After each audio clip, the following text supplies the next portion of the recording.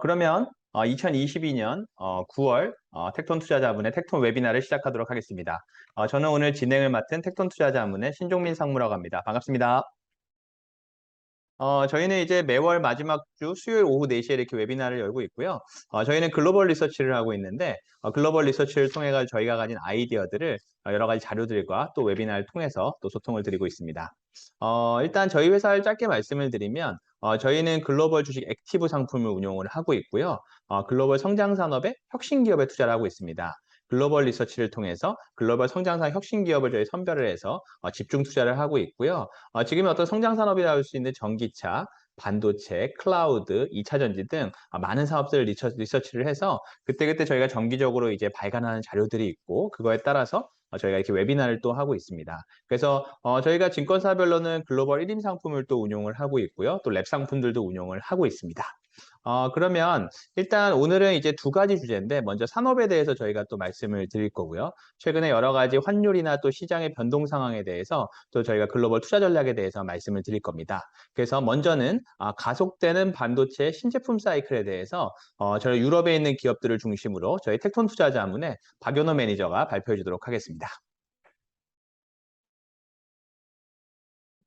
네, 안녕하세요. 텍톤 투자자문의 박연호라고 합니다. 제가 이제 또 반도체 산업에 대해서 좀 말씀을 드릴 텐데요.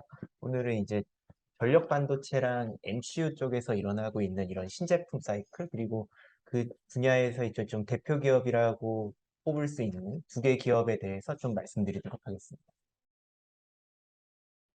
첫 번째 사이클은 저희가 전력 반도체 쪽에서 지금 좀 말씀을 드리려고 하는데요. 전력 반도체라고 하면은, 어, DCAC, 그 직류나 교류를 이렇게 변환을 해주거나 아니면 전압 차이를 이렇게 좀 제어를 해주거나 또는 주파수를 변경하는 등 이런 일을 하는 반도체를 다 전력 반도체라고 칭합니다. 전자제품에는 대부분 다 들어갑니다. 이 형태는 이제 모스펫이라고 하는 제품, IGBT라고 하는 제품이 주를 이루고 있는 그런 반도체라고 생각하시면 될 것 같습니다. 시장은 한 200억 불 이상 되는 그런 규모고요. 그래서 핵심적인 반도체 중에 하나라고 말씀드릴 수 있겠는데요. 이 전력 반도체 쪽에 어떤 변화가 있냐 하면 어, 이 전력 반도체는 말씀드렸다시피 이런 위와 같은 일들을 하는데 이 기존에 이제 실리콘으로 주로 전력 반도체가 만들어지는데 이 실리콘 소재는 아주 고온이나 아주 고압 환경에서는 되긴 되지만 효율이 굉장히 떨어지는 문제가 발생합니다. 그런데 이게 지금까지는 별 문제가 안 됐던 게 이런 환경에 처할 일이 별로 없었거든요. 그런데 최근에 아시겠지만 전기차라는 어떤 신제품이 나와서 굉장히 빠르게 성장을 하고 있고 그리고 태양광 발전이라는 신재생 에너지가 인프라가 막 깔리고 있는데 어, 좀 더 말씀드리면 태양광 발전 같은 경우에는 이제 태양광으로 이제 발전을 하는 방식인데 기존에 이제 석탄을 떼거나 아니면 가스, 원자력 이런 것들은 물을 끓여가지고 증기로 터빈을 돌려서 전기를 생산하는 방식이거든요. 여기는 전력 반도체가 하나도 쓰이지 않습니다. 그런데 태양광은 이제 광의 이제 광전 효과나 이런 것들을 활용해서 반도체가 전력을 생산하는 방식인데 여기는 전자제품처럼 이제 전력 반도체가 메가와트당 뭐 2,000불에서 많게는 5,000불까지 사용이 되거든요. 굉장히 많이 사용이 되는 거죠. 그리고 전기차 같은 경우에는 우리가 이런 제품을 한 번도 인류 역사상 사용해 본 적이 없는데 엄청난 전력량이 막 길거리를 돌아다니면서 충전했다가 방전했다가 모터를 막 돌리고 이러고 있는 예, 이런 환경을 한 번도 이제 겪어보지 못했는데 이런 환경이 딱 닥치고 나니까 기존의 R&D 단에서만 이야기되었던 이런 이 전력 반도체 신제품의 필요성이 실제로 막 대두가 되고 있다고 보시면 될 것 같습니다. 음, 그러면 일단은 우리가 기존에 하는 저 실리콘이라는 거는 그 실리콘 웨이퍼를 얘기를 하는 걸 거고, 그렇죠, 그렇죠. 그런데 이제 그런 것들은 이제 전압이나 고압이나 고온 환경에서 이제 사실 효율이 좀 감소하게 되는데, 맞습니다. 최근에 우리가 새롭게 등장하고 있는 수요, 뭐 태양광이라든가 전기차는 굉장히 고온 고압의 환경에 있다. 이렇게 보면 되겠네요. 맞습니다. 근데 그래서 이런 기존 실리콘의 한계에 대해서 우리가 지금 더 체감을 하게 되는 거죠. 그래서 어떻게 보면 이제 신제품 사이클로 넘어가고 있는 건데요. 그래서 말씀드리려고 하는 게 3세대 반도체라고 지칭되는 카테고리입니다. 이제 적어드렸다시피 실리콘 카바이드라고 지칭되는 소재를 이용한 전력 반도체, 또 질화 갈륨이라는 GaN이라는 소재를 사용해서 만들어진 이 전력 반도체가 있는데 다 공통적으로 이제 실리콘의 물성을 좀 더 높이는 그런 반도체들. 실제로 이 실리콘의 물성을 어떻게 보면 이제 좀 극복을 하기 위해서 이런 화합물들을 조합했다고 해서 이것들을 화합물 반도체라고도 칭하기도 하고요. 그다음에 이 실리콘에 비해서 이 밴드 갭이라는 게 훨씬 더 넓어서 이런 환경에 대응력이 더 좋다는 의미로 와이드밴드 반도체라고도 지칭을 합니다. 그래서 3세대 화합물 와이드밴드 다 같은 표현이고요. 음. 대표적인 게 실리콘 카바이드, 지라갈륨 반도체 이런 것들이 있게 되고 이것들이 지금 다 전기차나 태양광 발전과 같은 새로 생기는 어떤 이제 산업 쪽에서 수요가 막 발생하고 있다. 이렇게 생각하시면 될 것 네. 같습니다. 근데 저 SIC나 GAN 이런 것들은 우리나라 투자자분들이 조금 익숙치 않을 수도 있는데 그렇죠. 아무래도 우리나라 기업들은 관련 기업이 좀 수가 적다 글로벌리 봤을 때 이런 것 때문인가요? 맞습니다. 네. 실제로 이 기술들이 한 십수년간 R&D단에 굉장히 오래 있었던 기술들이고, 음. 왜냐하면 수요처가 제대로 없었거든요. 말씀드렸다시피 그런 극한의 환경이 필요한데, 극한의 환경에 놓여야 이 기술들이 필요가 한데, 그렇네요. 전기차나 태양광 발전이 이렇게 깔릴 줄 몰랐으니까 네. 사실 준비가 거의 안 되어 있다고 보는 게 좀 합리적이고, 실제로 글로벌리하게 봐도 여기에 제대로 대응하고 있는 기업들이 그렇게 많지 않습니다. 네. 알겠습니다. 네. 그리고 한 가지 더 신제품 사이클을 말씀을 드리면 요 MCU 쪽에서 일어나는 변화인데요. MCU는 이제 많이들 알고 계시겠지만 이제 마이크로 컨트롤 유닛이라고 해서 전자제품의 두뇌 역할을 하는 그런 반도체입니다. CPU도 MCU의 일종이라고 생각하시면 될 것 같고요. 음. 실제로 이제 개발자들이 전자제품이 이런 기능을 했으면 좋겠다라고 이제 프로그래밍을 해야 되는데 그 프로그래밍을 하는 대상이 바로 이 MCU라는 반도체입니다. 음. 전자제품의 두뇌라고 일컬어집니다. 네. 근데 이제 CPU나 아니면 핸드폰에 있는 AP나 이제 이런 아니면 또 GPU나 이런 굉장히 고급 기능을 수행하는 복잡한 MCU가 존재하는 반면에 사실 우리가 일상생활에서 만나는 거의 대부분 전자제품에는 굉장히 단순한 MCU가 그렇죠. 들어가 있습니다. 네. 그래서 예를 들면 제가 밑에 적어 놓은 게 이제 8비트, 16비트, 32비트 이렇게 MCU가 업그레이드 되는 건데 음. 위로 올라갈수록 좀 복잡한 프로그래밍을 할 수 있다는 뜻이거든요. 네. 근데 지금까지는 거의 대부분 8비트 아니면 16비트에서 끝나는 시장이에요. 음.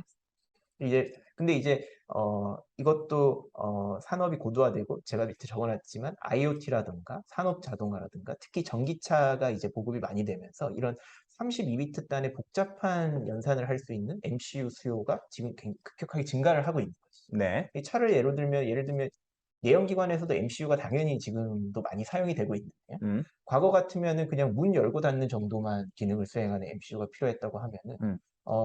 뭐 에어컨이 달리면 에어컨을 더 정밀하게 조정할 수 있는 그런 온오프뿐만이 아니라 온도 조절 MCU가 아. 필요해졌거든요. 그다음에 내비게이션이나 이런 화면에서 에어컨을 조정하려면은 좀 더 높은 수준의 MCU가 필요하게 됩니다. 과거보다는 훨씬 어떻게 보면 기능이 고사양이 필요하겠네요. 그렇죠, 그렇죠. 그리고 최근에 나오는 테슬라나 이런 걸 보면은 버튼 하나도 없이 이제 큰 어떻게 보면 화면에서 터치로 다 하지 않습니까? 그렇죠. 그러면 더욱 복잡해진 MCU가 필요가 하게 되는 거죠. 네. 그래서 어떻게 보면 이 MCU를 제조하는 입장에서는 이 32비트 고단으로 갈수록 MCU 제조사에서는 이 단가가 올라가니까 네. 굉장히 큰 음. 변화라고 보시면 될 것 같습니다. 네.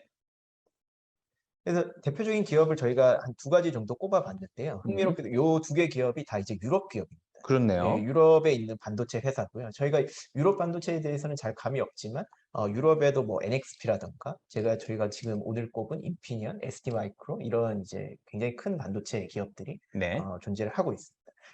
제가 처음 뽑은 이 인피니언 테크놀로지 같은 경우에는 독일에 있는 기업인데요. 이 기업은 전체 매출의 55%가 전력 반도체.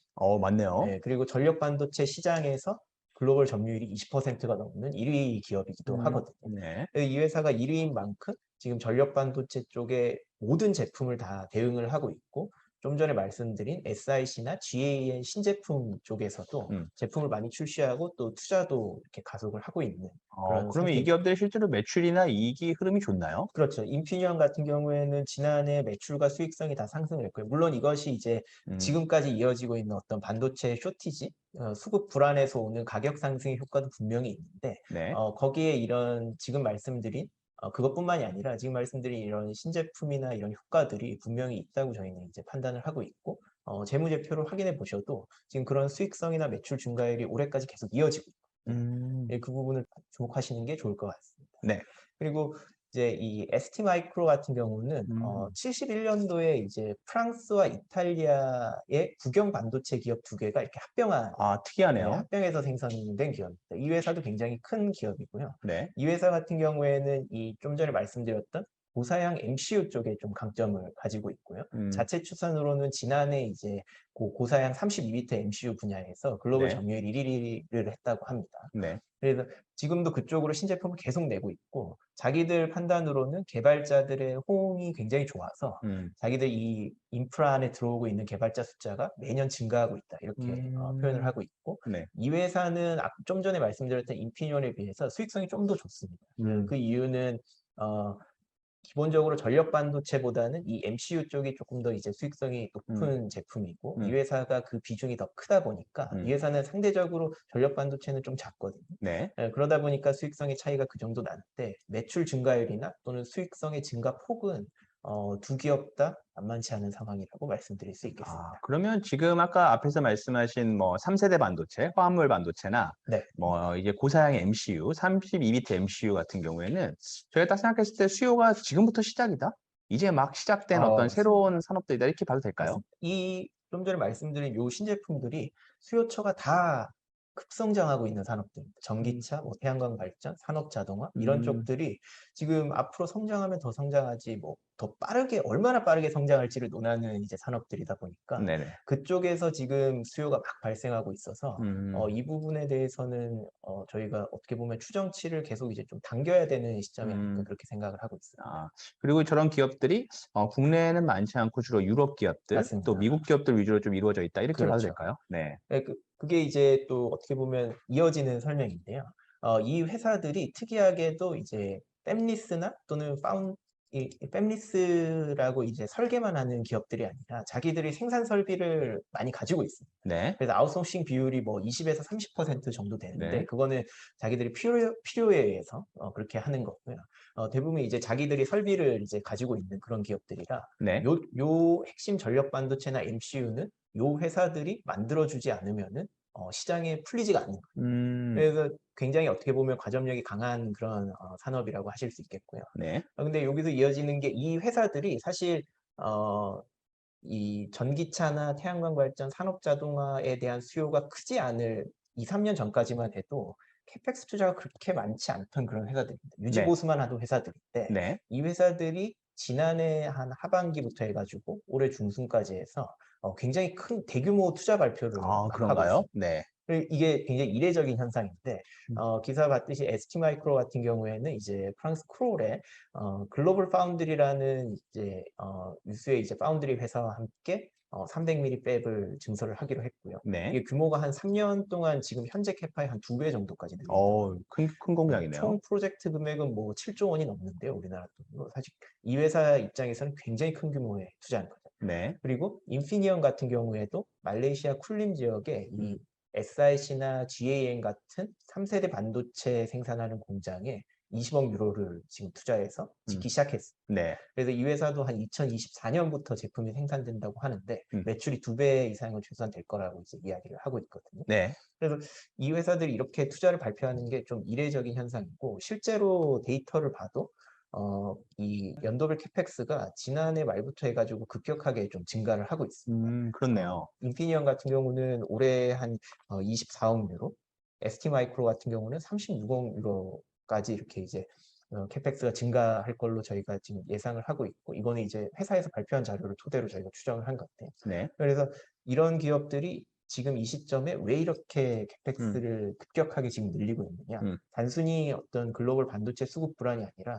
이 투자처를 보면은 대부분 다 이 신제품에 초점이 맞춰져 있거든요. 네. 그래서 이런 구조적으로 이 변화가 발생하고 수요가 굉장히 늘어날 수 있는 이런 신산업에 대응하고 있는 모습이라고 저희가 파악을 해야 될 것 같습니다. 아, 최근에 이제 국가들이 워낙 이제 반도체에 대해서 이제 민감하게 서로 이렇게 개발을 하고 또 보호를 하다 보니까 어떻게 보면 유럽은 저런 인피니언이나 ST 마이크로 같은 저런 전력 반도체 기업들이 유럽 반도체 핵심이다 이렇게 봐도 되나요? 맞습니다. 맞습니다. 네. 이런 좀 전에 말씀드렸는데 NXP, 뭐 인피니언, ST마이크로 이런 회사들이 뭐 유럽의 권역별로 이제 하나씩 있는 역사가 굉장히 오래된 또 M&A도 많이 해서 이제 규모가 커진 그런 회사들이거든요. 네. 그래서 유럽 지역 전체적으로 봤을 때도 이 회사들이 굉장히 잘해줘야 음, 유럽이 이제 반도체 어떤 음, 산업에서 헤게모니를 뺏기지 않을 수 있다 이렇게 국가별로도 판단하고 있는 것 같거든요. 아, 네. 그래서 어떻게 보면 이제 좀 전에 말씀드린 이 ST 마이크로 투자권 같은 경우에는 프랑스 정부에서도 보조금이 굉장히 많이 이제 투입되는 사업이기도 합니다, 음, 실제.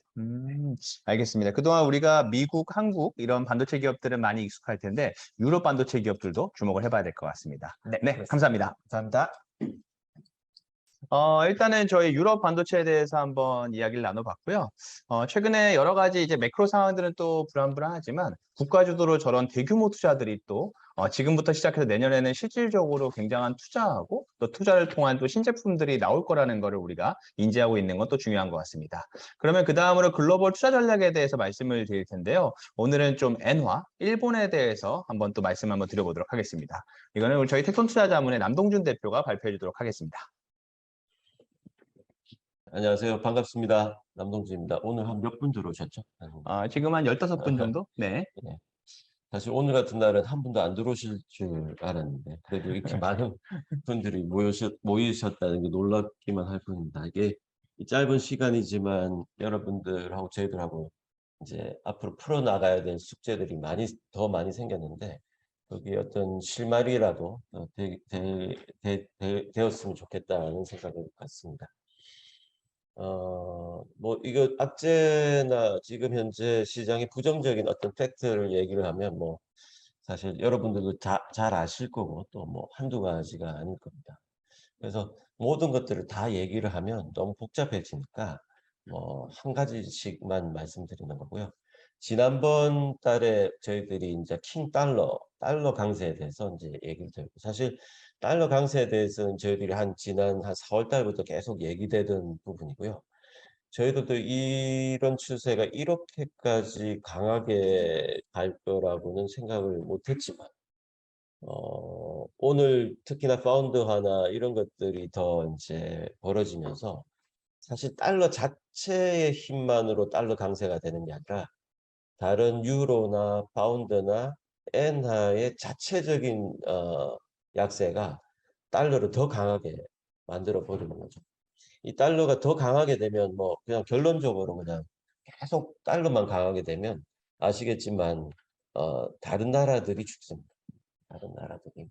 다른 나라 통화 가치가 절하되고 자본이 유출되고 수입 물가는 급격하게 오르고 뭐 이런 상황들, 아주 비관적인 상황들을 만들 수 있는데, 이런 것까지는 생각하실 필요 없고, 다만 어떤 거를 생각할 수 있냐면 이런 환율이 움직일 때의 가장 큰 게 뭐 자산 가치 이런 것보다도 모든 나라의 글로벌 인베스트들의 전략적인 자산 배분들이 막 바뀌는 거죠.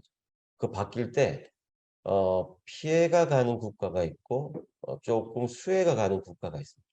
다행스럽게 수혜가 가는 국가에 조금 포지셔닝이 돼 있으면 이런 큰 혼란의 위기를 극복할 수 있는 거. 만약에 여러 가지 전략적인 자산 배분들 속에서 만약에 피해가 가는 쪽에 더 많은 포지션을 갖고 있으면 조금 힘들어지는 거죠. 오늘은 엔화에 대해서 그냥 한번 말씀드려요. 사실 올해 가장 그 절하율이 높은 이 엔화가 통화가 이제 엔화입니다. 엔화는 아시겠지만 금융위기, 그 다음에 우리가 잘 아는 뭐 IMF든 뭐 팬데믹이든 글로벌 위기가 왔을 때 안전자산으로 달러 강세를 보일 때 동반 강세를 보였던 유일한 통화 자산이죠. 근데 올해만큼은 전혀 다른 방향으로 흘러갑니다. 이게 이제 그 변수가 가장 큰 게 이제 에너지 비용의 이제 큰 증가죠. 뭐 에너지 가격의 급등, 유로존의 와해 이런 것들이 사실 엔화의 이제 절하를 이렇게 더 돋궜다고 할 수 있는데, 실질적으로 엔화의 어떤 절하가 구조적일 수밖에 없는 이유가 따로 있습니다. 아시겠지만 일본 정부가 지난 한 15년 정도 계속 일관되게 유지되고 있는 정책이 금융 완화 정책입니다.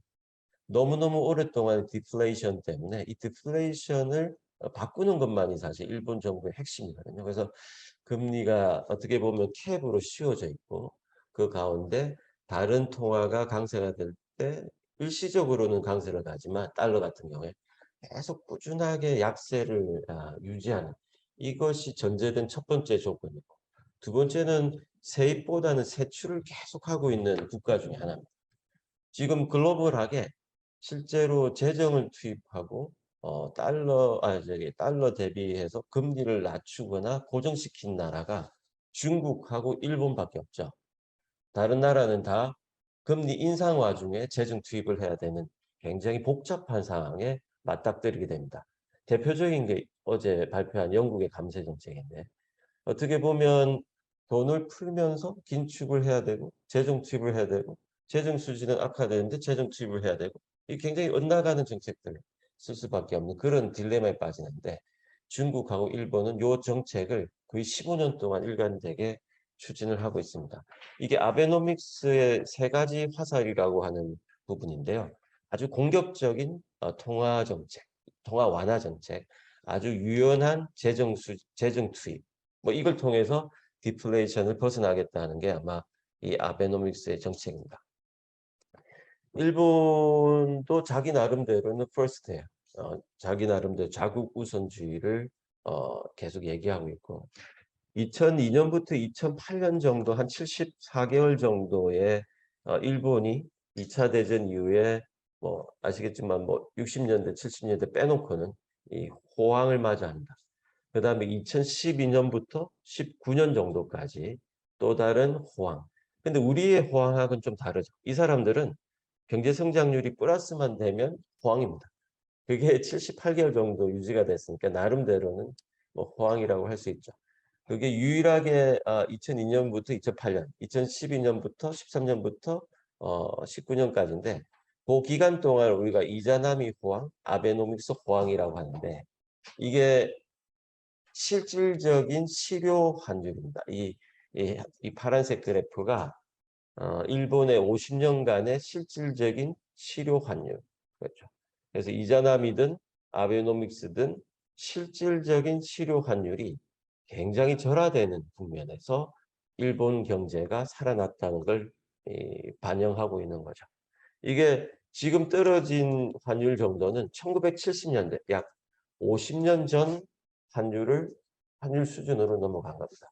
실질 실효 환율은 서로 교역 상대국과의 무역 규모라든지 비중, 그다음에 인플레이션을 감안한 구매력들을 다 감안한 환율이니까 아마 일본 엔화는 우리나라나 중국에 비해서 더 많이 절하됐을 거라고 추정을 하시면 됩니다. 그래서 어떻게 보면 최근 1, 2년 사이에 그동안 가장 경쟁자라고 할 수 있는 중국과 한국에 대비해서 가격 경쟁력이 생긴 경우가 이렇게 절하되는 국면이죠. 공교롭게도 아까 말씀드린 그 2002년부터 2008년, 2012년부터 한 18년 정도까지 우리가 아는 엔화 환율이 약세가 되면서 어떻게 보면 아베노믹스나 이자나미 시절에는 이 니케이 225입니다만 지수 자체가 좋은 흐름을 가져갑니다. 이게 뭐 여러 가지 이유가 있겠지만 그건 좀 디테일하게 다음에 말씀드리죠. 실질적으로 좀 과거 자료긴 하지만 90년부터 2017년 사이에 보면 98년부터 한 2006년 그리고 2010년부터 한 2017년까지 일본 기업들의 경상이익들도 올라가는 것들을 보실 수가 있습니다. 결론적으로 이 세 가지 표에서 말씀드리는 것은 일본은 초엔저가 필요한 나라죠.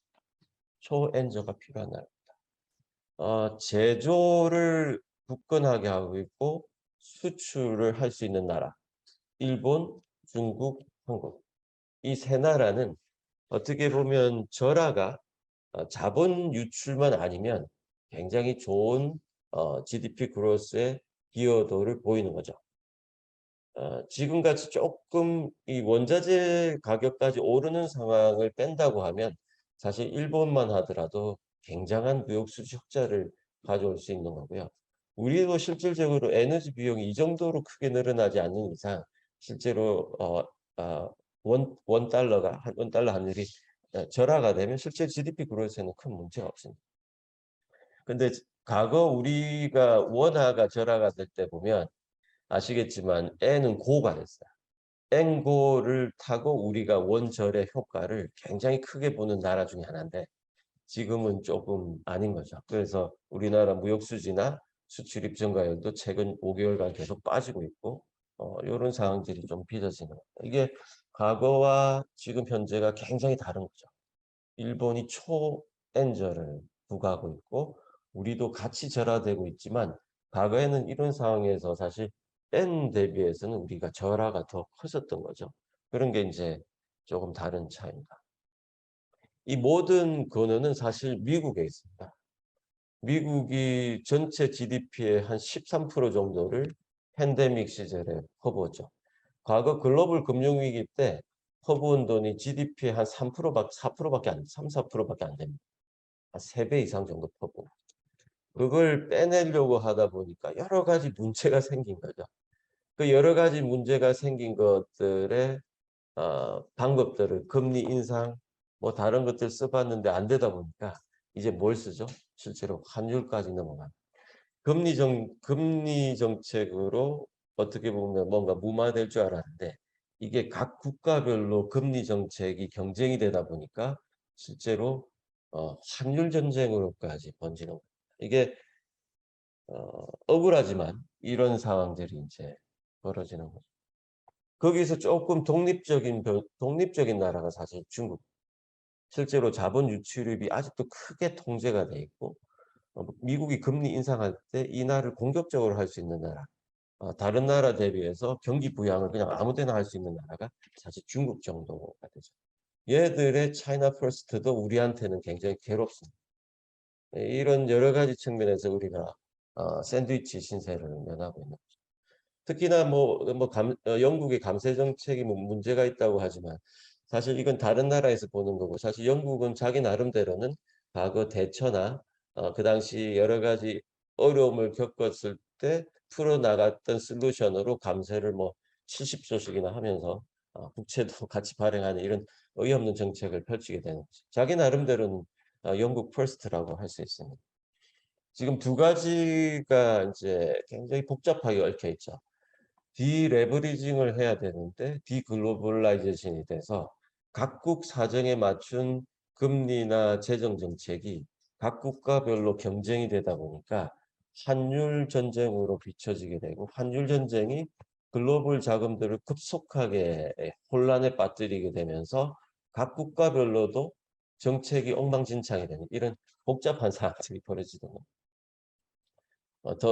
그러다 보니까 이제 한국 시장이 특히 외환이나 이런 데서는 좀 취약한 면이 있잖아요. 그래서 9월 달 들어서 외환 시장이 혼란에 빠지면서 제일 많은 하락률을 보이는 게 우리나라가 되는 거죠.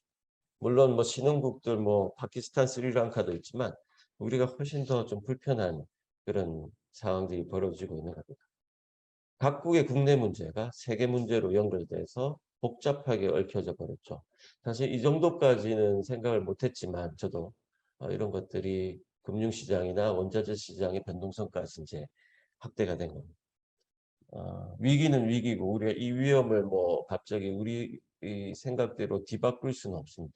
당연히 리스크고 이런 상황들을 피해갈 수는 없습니다. 하지만 우리가 생존을 하려고 하면 두 가지 조건들 정도가 저는 생존 조건이라고 생각하고 이 위기를 이제 극복해야 되겠다라는 생각을 갖고 있습니다. 기본 조건은 전에도 말씀드리겠지만 키 커런시를 가지고 있는 나라 그리고 내수 시장을 가지고 있어서 충분히 자체 소비, 자체 재정, 자체적인 어떤 이런 걸 할 수 있는 나라의 포지션이 좋고요. 그게 이제 미국이죠. 그게 아니라고 하더라도 중국처럼 자기 나름대로 정책을 쓸 수 있는 나라. 이런 나라들이 아마 핵심적인 어떤 포지셔닝일 겁니다.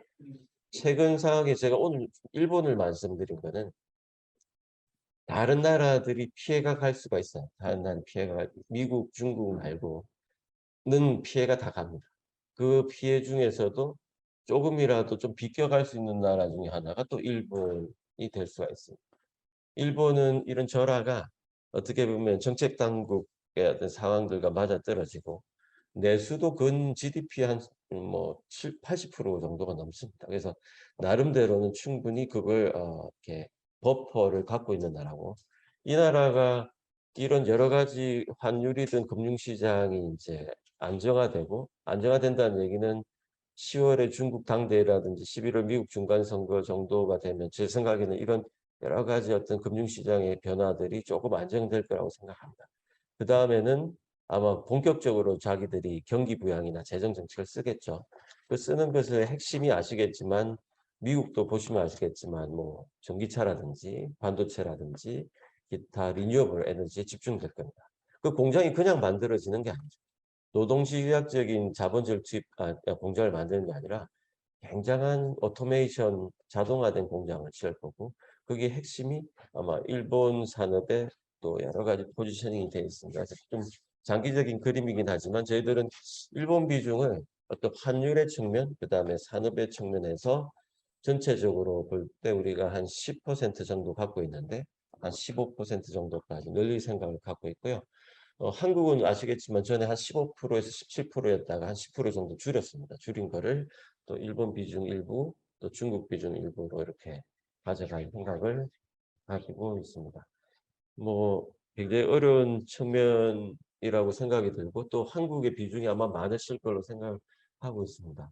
저희들도 좀 괴롭긴 하지만 이런 위기들 속에서 우리가 조금이라도 더 분산하고 다이나믹한 시장에서 살아남으려고 하면 이런 조건들을 조금 더 갖추는 게 좋고, 또 이런 전략들의 성공들이 아마 10월 11월 이후에는 조금 더 가셔야될 때 조금 더 공격적인 전략으로 또 가야 되지 않을까 이렇게 생각합니다.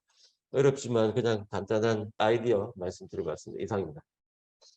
이제 몇 가지 질문 드리면, 이제 국가 자본주의, 지금의 어떤 위기의 본질이 아까 말씀하신 이제 아메리칸 퍼스트, 어떻게 보면 미국의 어떤 그쪽에서 시작돼서 환율까지 넘어오는 그런 상황들이 지금 어떻게 보면은 네네. 전 세계 금융시장이나 어떤 음, 실제 경제를 지금 흔들고 있다, 이렇게도 볼 수 있을 것 같은데, 네네. 그러면 이 국가 자본주의, 미국이 음, 시작한 이 흐름이 얼마나 간다고 봐야 될까요?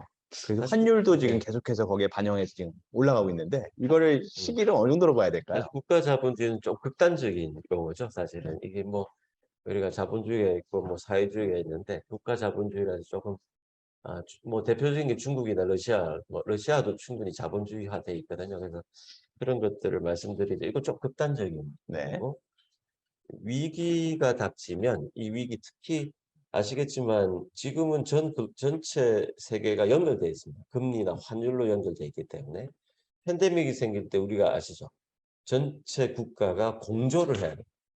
그리고 금리나 환율이나 어떤 오일 파동이 생길 때 전체적으로 이제 공조를 해야 이게 해결이 됩니다. 옛날 플라자 협정이나 역플라자 협정도 사실은 공조를 한 거거든요. 거기에 핵심이 이제 미국이 아, 1등 국가로서 사실은 좀 아우르는 측면이 있었던 거죠. 근데 지금은 자기가 살겠다고 이제 어떻게 보면 한 거고, 국가 자본주의는 좀 극단주의고, 사실 아메리칸 퍼스트 이런 식으로 해서 보호무역주의나 고립주의가 더 강조되는 거라고 생각해요. 이거는 없어지진 않을 것 같아요. 훨씬 더 서로 편해질 때까지. 예를 들면 우리가 풀어놓은 13%, 미국 GDP의 13%가 한 반 정도까지 해소될 때까지는 서로 살겠다고 하는 것들이 계속 이어질 테니까, 앞으로 사실은 뭐 이런 것들로 소용돌이치는 거는 단기적으로는 군데군데겠지만 방향으로 봐서는 여전히 그런 방향으로 이어질 거다. 이런 자본주의가 오히려 또 당연하다라고 아마 생각하게 되는 시절이 오고 있다, 이렇게 생각합니다. 그럼 상대적으로 이제 달러나 위안화가 많이 올랐긴 하지만 여전히 조금 더 그쪽이 좀 더 유리하다, 이렇게 봐야 지금 되는. 이제 그게 문제죠. 우리는 지금 다시 1250원으로 가야 되고 1300원으로 가야 되고 코스피가 3000을 가야 되는 거죠. 근데 이게 사실은 이게 한국만의 입장이고, 한국은 전 글로벌이 정말 좋았을 때 우리가 3000도 가고 900원도 간 거죠. 근데 글로벌이 이렇게 어지럽게 돼 있고 정리가 된다고 하더라도 대단한 나라들이 자국의 우선주의가 팽배해 있는 상황에서는 원화를 갖고 있고 한 시장에 이제 올인하고 있고 포지셔닝을 갖고 있고, 뭐 채권은 좀 따로 말씀드리겠습니다. 그렇게 돼 있다는 거는 사실 분산의 의미로서는 굉장히 리스크를 지고 가는 거라고 할 수 있습니다. 그래서 글로벌 투자가 앞으로는 더 우리가 꼭 해야만 하는 어떤 상황들이 오고 있다. 저는 이렇게 생각하고 있습니다. 물론 한국을 싫어하거나 애국심이 떨어진다는 얘기는 아니고요. 그냥 돈의 힘을 믿는다면 그렇게 가야 된다.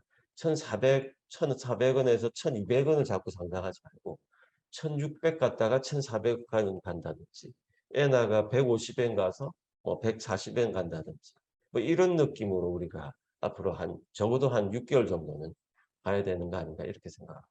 그 일본에 대해서 얘기해 주셨는데 일본이 이제 내수가 워낙 이제 성장률은 떨어지지만 굳건하다는 거는 이제 좀 인지가 되어 있고 근데 실제로 저 수출에서 지금의 어떤 엔저 환경이 일본 기업들의 경쟁력으로도 이어질 수 있다? 이렇게 판단을 할 수 있다는 거겠죠? 네. 그렇죠. 이게 지금 일본은 좀 특이한 구조인데요. 우리 그 내수가 한 80% 정도를 차지하고 실제 수출 의존도가 20%밖에 안 돼요. 그래서 그냥 편하게 그냥 자기들끼리 살면 돼요. 살면 되지만 아시겠지만 내수가 그로스가 맨날 마이너스예요. 일본 그로스가 플러스가 되려면 수출이 돼야 됩니다. 그래서 최근 10년간 이 나라도 굉장히 수출 의존도가 올라오고 있는 상황이고 모든 정책적 기조가 수출 경쟁력, 제조업 경쟁력에 우선을 하고 있는 거죠. 그래서 자기들 전략의 핵심이 어떻게 보면 엔저의 통화 완화의 재정 투입을 통해서 뭐 조금은 뭐 우리가 알지만 일본이라는 데가 움직이지 않는 나라지만 실제로 그 한쪽 면에서는 우리하고는 또 차원이 다른 거죠. 우리보다 GDP가 한 3배 정도, 뭐 2.7배 정도 많고 실제 우리가 아는 이익의 수준이나 이런 것들도 훨씬 큰 나라거든요. 이 나라의 경쟁력이 이런 한국이나 중국보다 퀄리티는 좋으면서 가격 조건이 똑같아지는 상황에 온다고 하면 굉장히 좀 이렇게 달라집니다. 특히나 부품, 그다음에 로봇, 삼성 로봇 같은 게 전 세계 한 37% 정도 차지하고 있고 오토메이션 솔루션 같은 경우는 훨씬 또 유리한 환경에 있는 거죠. 물론 미국이나 독일에 있는 회사도 많긴 하지만 굉장히 특화되어 있는 나라고 이 솔루션이라는 게 굉장히 또 비쌉니다. 비싸고 뉴 이코노미의 핵심이 또 이런 자본재를 만드는 자본재가 될 수가 있기 때문에 좋은 포지션을 가지고 있습니다. 전체적인 일본에 투자하는 게 아니라 저는 저 산업 안에 투자한다고 생각을 갖고 있습니다. 알겠습니다. 그럼 시간이 되었으니까 오늘 참석해 주신 투자자분들께 마지막으로 한 말씀 하시고 마치면 될 것 같습니다. 저도 이제 고객이나 PB분들 만날 때 조금이라도 이렇게 위안이라고 하면 아니지만 좀 좋은 얘기를 자꾸 하려고 하는 또 이런 또 바이어스도 생기더라고요. 그래서 제 얘기는 계속 희망이나 조금 낙관적인 부분들을 말씀드리긴 하겠지만 하려고 하는 건 아니지만 그런 부분들에 대해서도 조금 감안해서 들어주시고요. 제가 이제 뭐 저는 뭐 그렇게 뭐 이렇게 오랫동안 했는데 또 피해 나가고 또 다시 살아날 방법들이 꼭 생기더라고요. 그래서 너무 낙담해하지 마시고 다시 한번 또 전례를 재정비해서 힘드시겠지만 또 저희들 아이디어나 같이 공유하면서 정말 좋은 것들로 한번 꼭 할 수 있는 그런 시기가 되었으면 좋겠다라고 생각하고 있습니다. 네. 다들 힘내시고요. 예. 그럼 이상으로 2022년 9월 텍톤 정기 웨비나를 마치도록 하겠습니다. 네, 참석해 주신 여러분들 감사합니다. 네, 감사합니다. 감사합니다.